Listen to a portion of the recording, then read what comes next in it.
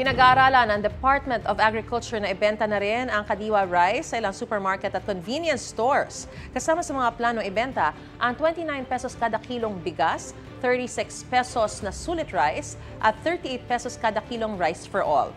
Sabi ng DA, makatutulong ito sa mas maraming consumer dahil batay sa kanilang monitoring, malaki ang pagkakaiba ng presyo ng bigas sa mga supermarket kumpara sa mga palengke. Pinulong na raw ng DA ang ilang supermarket at convenience store chains kaugnay nito. Pumayag sila na yung ating mga Kadiwa rice ay maibenta rin at same price. And posibleng, of course, yung pagpapresyo din ay maging kaparehas din doon sa mga traditional na palengke. Kunwari, RFA 25 at 38, dapat 38 din doon.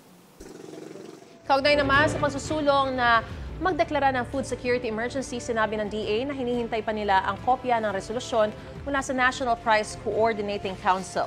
Sa ilalim ng food security emergency, mailalabas na ng National Food Authority ang mga buffer stock para makatulong maibaba ang presyo ng bigas. Gusto mo bang mauna sa mga balita?